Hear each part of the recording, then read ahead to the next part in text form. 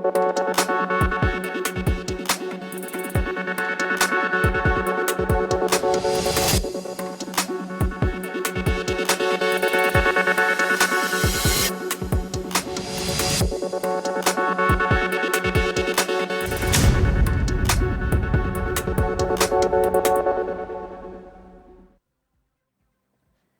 जन टीवी देख रहे हैं आप। मैं श्वेता शर्मा आपके साथ। खबरों की शुरुआत से पहले एक नजर डालेंगे अभी की हेडलाइंस पर।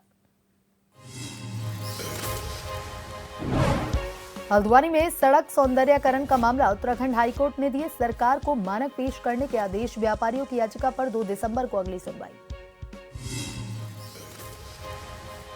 ज्योतिर्मठ में ग्रीन और येलो कैटेगरी के आवासीय भवनों की होगी मरम्मत। डीएम ने जनहित में दी अनुमति, किसी प्रकार का नहीं होगा नवनिर्माण कार्य। रुड़की में घर में रखा सिलेंडर फटा, हादसे में 3 लोग घायल, अस्पताल में भर्ती। गंगनहर कोतवाली क्षेत्र का मामला।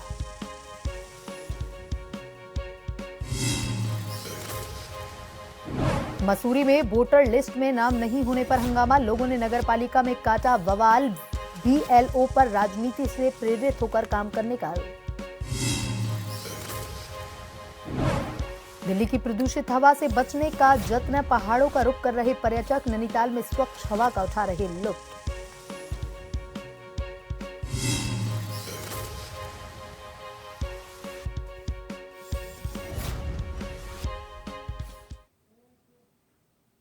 और अब खबरें विस्तार से। उत्तराखंड हाईकोर्ट में हल्द्वानी शहर में मंगल पड़ाव से रोडवेज बस स्टेशन तक रोड का सौंदर्यीकरण करने के साथ ही सड़क का चौड़ाईकरण की जद में आ रहे कई व्यापारियों की याचिकाओं पर सुनवाई जारी है। कोर्ट की खंडपीठ ने मामले की सुनवाई के लिए 2 दिसंबर की तिथि नियत की है। खंडपीठ ने पूर्व में अतिक्रमण हटाने के आदेश को बरकरार रखा है। कोर्ट ने सरकार और नगर निगम से यह बताने को कहा है कि क्या रोड चौड़ाईकरण के क्या मानक थे, उसका पालन हुआ या नहीं। बता दें कि हल्द्वानी में मंगल पड़ाव से लेकर के रोडवेज स्टेशन तक सड़क चौड़ाईकरण की जद में आ रहे 17 भवन स्वामियों व व्यवसायियों द्वारा उच्च न्यायालय में अलग अलग याचिकाएं दायर कर कहा है कि नगर निगम व लोक निर्माण विभाग ने उन्हें नोटिस जारी कर 4 अगस्त तक चिन्हित अतिक्रमण को स्वयं हटाने को कहा था। प्रार्थना पत्र में आगे कहा है कि 20 अगस्त को उच्च न्यायालय ने जनहित याचिका को निस्तारित करते हुए कहा था कि अगर किसी अतिक्रमणकारी का हित प्रभावित होता है तो वे उचित फोरम में अपनी शिकायत दर्ज करें, लेकिन शिकायत करने पर उनका पक्ष सही तरीके से सुना नहीं गया।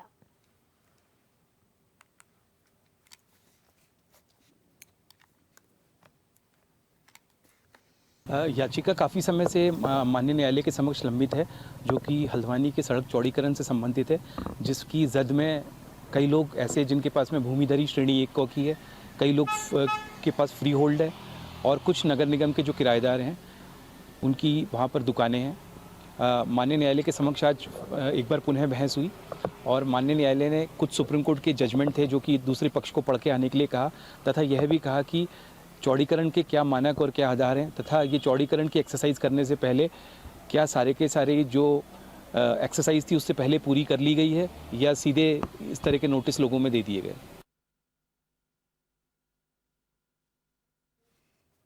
पहाड़ों की रानी मसूरी में अंग्रेजों के जमाने से स्थापित कंपनी गार्डन का नाम अटल उद्यान हो गया है। मसूरी कंपनी गार्डन में आयोजित कार्यक्रम में शहरी विकास मंत्री प्रेमचंद्र अग्रवाल और कृषि मंत्री गणेश जोशी ने अटल उद्यान का उद्घाटन किया। मसूरी भाजपा के पूर्व मंडल अध्यक्ष मोहन पेटवाल ने कैबिनेट मंत्री प्रेमचंद्र अग्रवाल और गणेश जोशी का शॉल और पुष्पगुच्छ भेंट कर स्वागत किया। इस मौके पर कैबिनेट मंत्री प्रेमचंद्र अग्रवाल और गणेश जोशी ने कहा कि मसूरी का अटल गार्डन पूर्व प्रधानमंत्री अटल बिहारी वाजपेयी को समर्पित है। उन्होंने कहा कि जल्द अटल जी की आदमकद मूर्ति भी अटल गार्डन में स्थापित की जाएगी। उन्होंने बताया कि अटल जी द्वारा उत्तराखंड का निर्माण किया गया था और आज उनके सपनों को प्रधानमंत्री नरेंद्र मोदी पूरा कर रहे हैं। शहरी विकास मंत्री प्रेमचंद्र अग्रवाल ने कहा कि प्रदेश में जल्द नगर निकाय चुनाव होंगे। उन्होंने कहा कि आरक्षण की प्रक्रिया लगभग पूरी हो चुकी है और जल्द निर्वाचन आयोग चुनाव की तिथि तय करेगा। बिल्कुल हम चुनाव की तरफ बढ़ रहे हैं। हमारा आरक्षण का जो विषय है लगभग अंतिम चरण में है। जैसे ही ये पूरा होगा तो हम चुनाव कार्यक्रम जारी करेंगे। फिर हमारा निर्वाचन आयोग उसकी तिथि घोषित करते ही हम आचार संहिता लगने के बाद पूरे प्रदेश भर में निकाय चुनाव हम जल्द कराएंगे। कि हार का परिचायक है। जब वो हारने लगते हैं। कभी वो ईवीएम पे ठीकरा फोड़ते हैं, कभी वो किसी प्रकार की और बात करते हैं। यानी कि अभी उन्हें रिजल्ट नहीं आया और वो अभी से इस प्रकार के बहाने या इस प्रकार की बातें बोलने लगे हैं, तो आप समझ सकते हैं कि वो हार रहे हैं। और हमारे चेहरे से, हमारे आत्मविश्वास से आप समझ सकते हैं कि हम बड़े अंतर से जीत रहे हैं। देखिए, आज एक मेरा बहुत बड़ा सपना पूरा हुआ है। भारतीय जनता पार्टी के संस्थापकों में एक अजात शत्रु, भारत रत्न और उत्तराखंड राज्य के निर्माता जिन्होंने इस राज्य का निर्माण किया, आज उनके नाम पर ये गुलामी के प्रतीक अपने गार्डन का नाम चेंज कर अटल पार्क रखा गया है। और जब लोग इस अटल पार्क को देखने आएंगे, अटल जी का चित्र बाहर देखेंगे, तो जैसा कि प्रेम जी अपने उसने कहा, उनके दिल में उनकी मूर्ति साकार होगी और यही इस व्यक्ति को सच्ची श्रद्धांजलि होगी। और मैं सौभाग्यशाली हूं कि इस काम को मैं आज कर पाया हूं। जनहित में ज्योतिर्मठ में ग्रीन और येलो कैटेगरी के आवासीय भवनों की अस्थायी मरम्मत की अनुमति प्रदान कर दी गई है। जिलाधिकारी संदीप तिवारी ने इसके आदेश जारी किए हैं। ज्योतिर्मठ में अस्थायी मरम्मत की अनुमति इस शर्त और प्रतिबंध के साथ दी गई है कि आवासीय भवन में केवल मरम्मत का कार्य किया जाएगा, किसी प्रकार का नवनिर्माण कार्य नहीं किया जाएगा। भवन स्वामियों को इस आशय का शपथ पत्र भी देना होगा।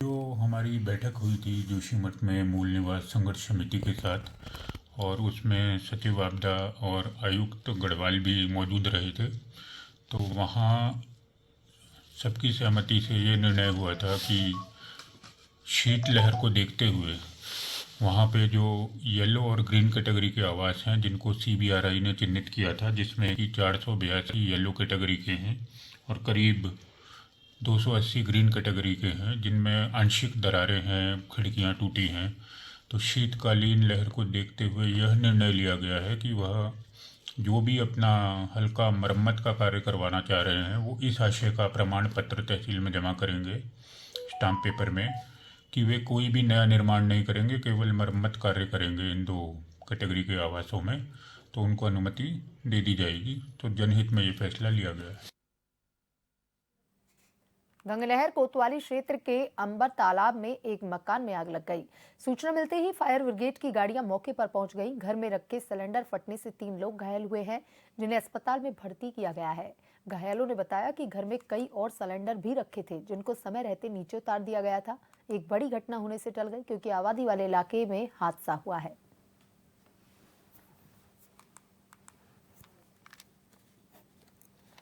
इस सूचना पर सिविल पुलिस और फायर की टीमें यहाँ मौके पर पहुंची थी।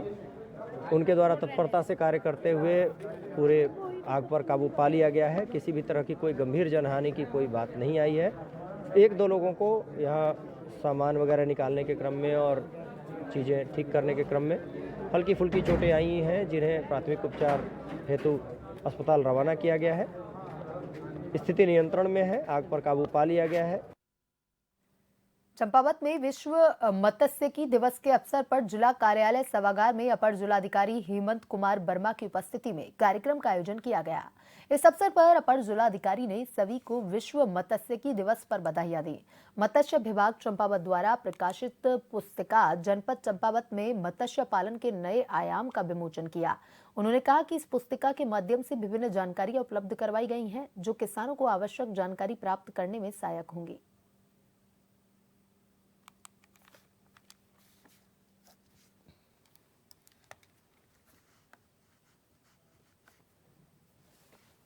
मत्स्य पालन मैं आपको बताऊं, जो मत्स्य पालन की शब्दावली है वो बड़ी तकनीकी रूप से जटिल है, तो इस वजह से किसानों को समझने में, या हमें, शायद मैं ये कहूँ कि हम समझाने में अक्षम रहते थे। तो हमसे पहले भी बहुत से लोग यहाँ पदस्थ रहे हैं, हमारे सीनियर्स यहाँ पोस्टेड रहे हैं। मुझे 1 साल 1.5 साल यहाँ हो गया है।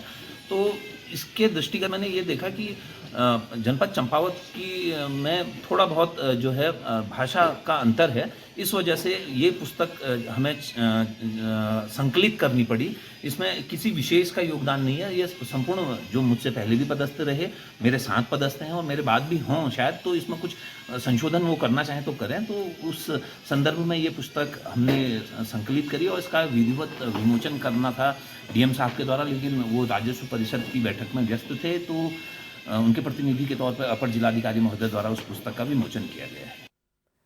पहाड़ों की रानी मसूरी में लोगों का वोटर लिस्ट में नाम न चढ़ाए जाने को लेकर के शिफनकोट आईडीएच और पेट्रोल पंप के पास रहने वाले लोगों ने नगर पालिका में जमकर के हंगामा किया।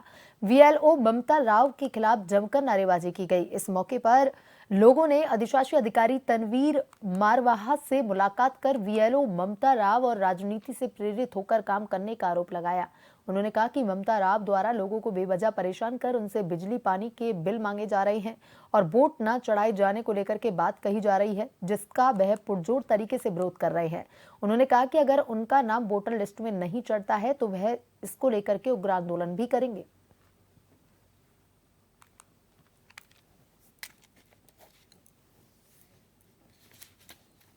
ये देखिए, जो हमारे जो शिफनकोट के जो विस्थापित लोग थे, कुछ आईडीएच में रह रहे हैं, कुछ जो है किंगरेट में रह रहे हैं, उनकी जो है वोटर लिस्ट से नाम काटा जा रहा है।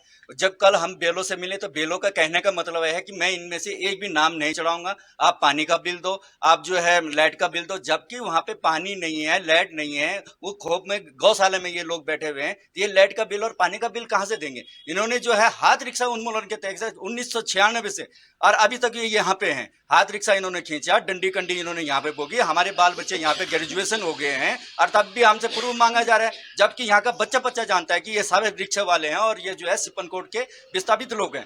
ये जो बेलो है ममता राव, ये किसी राजनीतिक के दबाव में आ रही है और हमें हमारे लोगों को वोट से वंचित कर रही है। जबकि मैं पर्सनली अगर बात करूं, मेरे पास तो प्रॉपर आईडी ही आईडीएच की है और उस आईडी पे भी ये मेरे को गुमराह कर रही है। फिर कल बोल रही कि मैं 7 बजे तक वहाँ बैठी रही, मैं 6 बजे घर पहुँच जाता हूँ। आप पर्सनली एक किसी कमरे में बैठे रहे, आईडीएच के सारे लोग यहाँ हैं, किसी को नहीं मिली, झूठ बोल रही है। आप कहीं ना कहीं वो किसी राजनीतिक के दबाव में है। पूरी के स्थायी निवासी हैं, बचपन से हम इन्हें यहाँ पे देख रहे हैं। जब से हम यहाँ पे देख रहे हैं, ये बुजुर्ग लोग यहाँ पे रह रहे हैं, इनके साथ षड्यंत्र के तहत पता नहीं ऐसा क्यों करा जा रहा है। ये लोग शिफनकोट से विस्थापित हुए, अब इनके पास इनको बोला जा रहा है कि आप जहाँ पे रह रहे हैं वहीं की आईडी लाइए। ये इनके पास, जबकि सबके पास मसूरी की आईडी है, सबके पास जो है यहाँ पे मसूरी के इनके बच्चे पढ़ते हैं, लेकिन इनको षड्यंत्र के तहत जानबूझ के ऐसा करा जा रहा है। और ऐसा यदि कोई कर रहा है तो हम उन्हें चेताना चाहते हैं आपके माध्यम से कि ऐसा नहीं होगा। मसूरी के नागरिक हैं और इन सब लोगों का वोट यहाँ पे चढ़ाया जाएगा। सरकार चाहती है कि लोकतंत्र में सबकी हिस्सेदारी हो, तो लोकतंत्र में समस्त लोगों की हिस्सेदारी होगी। जो मसूरी का निवासी है उन सबका वोट यहाँ पे चढ़ाया जाएगा।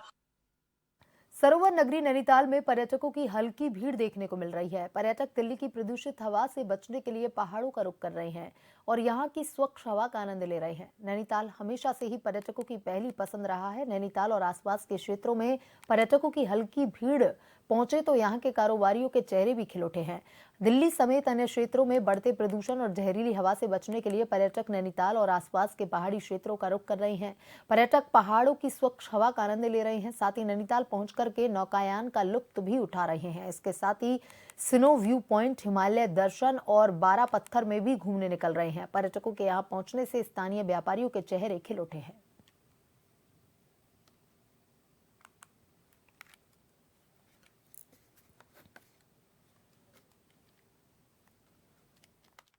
हर जगह ले लो, पॉल्यूशन तो है ही, क्योंकि वहाँ फैक्ट्री लाके इतने बहुत ज़्यादा मतलब रहने वाला ही सीन नहीं है वहाँ पे। यहाँ पे आके बहुत ही ज़्यादा अच्छा लगा है, बहुत ज़्यादा, क्योंकि हम काफ़ी मतलब ट्रैवल करते रहते हैं, तो वहाँ के अकॉर्डिंग यहाँ पे बहुत बेस्ट है, अच्छा लगा। अगर बात प्रदूषण की जाए तो नहीं, बहुत ज़्यादा अंतर है सर। वहाँ तो पॉल्यूशन ही पॉल्यूशन है, यहाँ मतलब लगता है कि हाँ भाई अच्छी जगह है, हम एक रिलैक्स माइंड हो जाता है वहाँ। किस तरह की हम हार्ट की प्रॉब्लम मतलब लगा लो जल्दी हो रही है लोगों को, और इम्यूनिटी सिस्टम बहुत डाउन हो रहा है आजकल के लोगों को। मास्क तो लगाना ही पड़ रहा है कभी, बिना मास्क के आप दिल्ली बॉम्बे कहीं घूम ही नहीं सकते। ये पिछले सालों की अपेक्षा तो इस साल काफ़ी अच्छा रहा है, क्योंकि वीकेंड में काफ़ी अच्छी भीड़ आ रही है। थोड़ा बाकी दिनों में थोड़ा हल्का फुल्का रह रहा है, लेकिन वीकेंड में सीजन से भी अच्छी भीड़ हो रही है इस बीच। और बाकी जो दिल्ली वगैरह में ये प्रदूषण का चल रहा है, इससे भी अधिकतर पर्यटक पहाड़ की ओर रुख करना पसंद कर रहे हैं और बीच पहाड़ों की ओर अच्छी रौनक है और वीकेंड में तो काफ़ी अच्छी भीड़ हो जा रही है। पहाड़ों में सर्दी का असर बढ़ने लगा है। उत्तराखंड के नैनीताल के जीवी पंत प्राणी उद्यान में जानवरों को सर्दी से बचाने के लिए खास इंतजाम किए जा रहे हैं।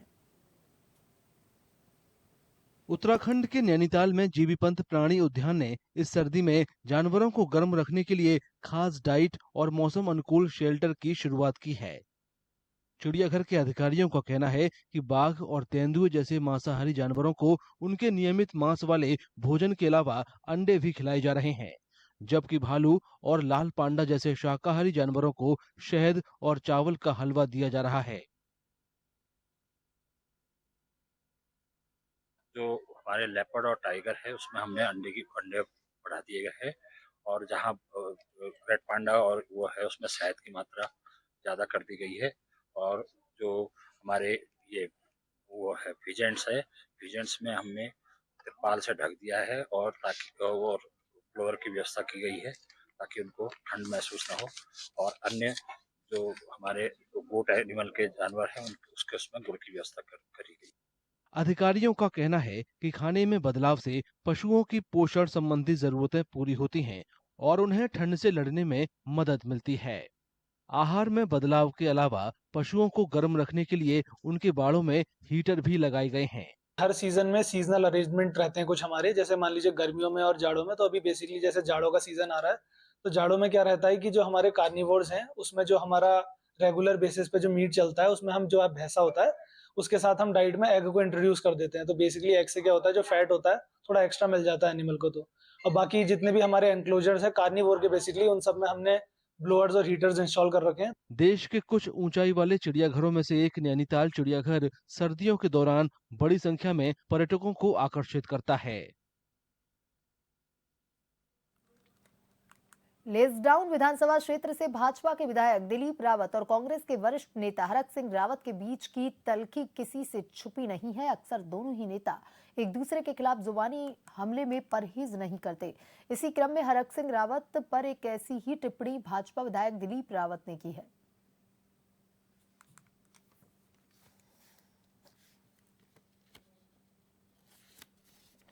देखिए, आज वो अपराध शिक्षित हो गए हैं और कोई लोग उनको पूछ नहीं रहे हैं, इसलिए जबरदस्ती अपने को जीवन बनाने के लिए वो कोई ना कोई विवादास्पद बयान देते हैं। और मैं समझता हूं कि आज भाजपा उनके लिए अगर दरवाजे खोलती है तो निश्चित रूप से वे में कच्छा रोमनियान में वो शामिल होने के दौड़ पड़ेंगे।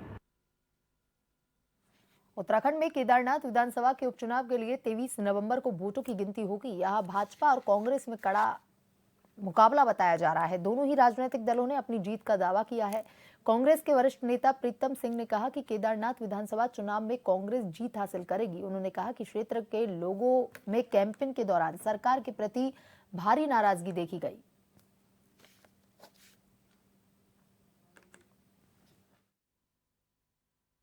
देखिए, जिस तरीके से केदारनाथ के लोगों में सरकार के प्रति नाराजगी थी, उसके आधार पर हम कह सकते हैं कि निश्चित रूप से कांग्रेस जो है उपचुनाव जीतने जा रही।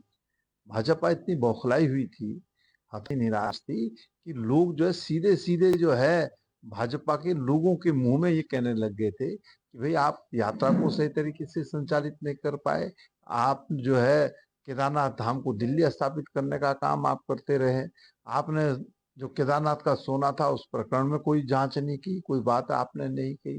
बेरोजगारी अलग मुद्दा था, महंगाई अलग मुद्दा था, कानून व्यवस्था अलग मुद्दा था। तो ये तमाम विषय, इन विषयों को हमने आम जन के बीच उठाने का काम भी किया और आम जन का समर्थन इन विषयों पर जो है कांग्रेस को मिल रहा था। लक्सर विकास खंड में पहुंची सीडीओ आकांक्षा कांडे ने कर्मचारियों के साथ समीक्षा बैठक की। बैठक में सरकार द्वारा चलाई जा रही योजनाओं पर कड़ी समीक्षा की गई। साथ ही सरकार द्वारा चलाई जा रही योजनाओं को जन जन तक पहुंचाने के निर्देश भी कर्मचारियों को दिए गए। वहीं सीडीओ आकांक्षा कांडे ने बताया कि सरकार द्वारा चलाई जा रही सभी योजनाओं के ऊपर कड़ी समीक्षा की गई है। उन्होंने बताया, हमारे जितने भी मानक हैं, चाहे वह मनरेगा हो, आवास हो या अनाल हो या फिर 15 हो, फाइनेंस कमीशन हो, सभी की समीक्षा की गई है। उन्होंने बताया कि कुछ मानकों में लक्सर विकासखंड पीछे है, जिस पर कड़े निर्देश उनके द्वारा कर्मचारियों को दिए गए हैं। साथ ही सख्त चेतावनी दी गई है कि अगर जल्द ही इसमें सुधार नहीं लाया जाएगा तो इस पर सख्त कार्रवाई अमल में लाई जाएगी।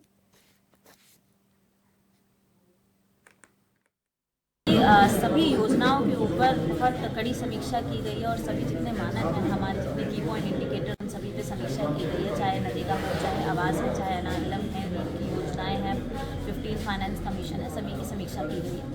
इसमें कुछ मानकों में जो लक्सर है, कुछ मानकों में पीछे है, उस पर कड़े निर्देश दिए गए हैं और उसमें बताया गया कि किसी भी तरह की लापरवाही जो है बर्दाश्त नहीं की जाएगी और चेतावनी दी गई है जो अच्छा काम नहीं कर रहे हैं। और चेतावनी के बाद भी अगर सुधार नहीं आता तो ज़रूर सख्त कार्रवाई की जाएगी। कुछ जगह अच्छे भी काम हो रहे हैं, जैसे हमारे एनआरएल की जो महिलाएं हैं वो जूट का काम बहुत अच्छा कर रही हैं, हल्दी का काम अच्छा कर रही हैं, स्पाइसेस भी बना रही हैं, इवन सिक्की का काम बहुत अच्छा हो रहा है, बेकरी यूनिट खोलने का प्रयास किया जा रहा है, तो अच्छे काम हो रहे हैं उसको भी।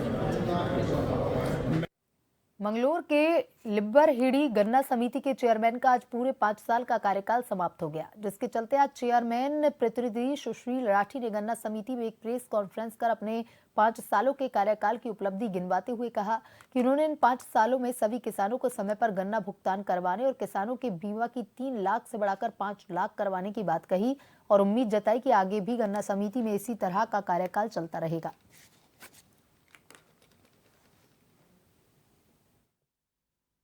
लिब्बरडी सहकारी गन्ना विकास समिति की प्रबंध कमेटी का जो कार्यकाल 5 वर्ष पूर्व हमने ग्रहण किया था कार्यभार, वो कार्यकाल आज पूर्ण हो गया है और हमने 5 वर्षों में किसान हित में बहुत सारे निर्णय लिए। बहुत सारे प्रबंध कमेटी के सदस्यों ने, एजीएम ने, सामान्य निकाय के सदस्यों ने जो निर्णय लिए हैं उनको क्रियान्वित किया है और किसानों को लाभ देने का कार्य किया है, उनको सम्मान देने का कार्य किया है। सबसे पहली चीज तो मान सम्मान है और वो किसानों को यहाँ भरपूर मिला। किसान भाई भी हैं, आप उनसे भी बात कर सकते हैं, वो बता देंगे कि उनको सम्मान हुआ है नहीं हुआ है।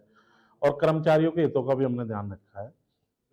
तो कुल मिला के 5 साल का जो कार्यकाल है, मैं अपनी अगर शब्दों में कहूँ तो स्वर्णिम रहा है और वो रहा है सभी के सहयोग से। उसमें राज्य सरकार भी है, विभाग भी है, माननीय मुख्यमंत्री जी भी है, माननीय गन्ना मंत्री जी भी, हमारे सौरभ गुना जी भी हैं। और बुलेटिन में अभी तक के लिए इतना ही। बने रहिए जन टीवी के साथ। नमस्कार।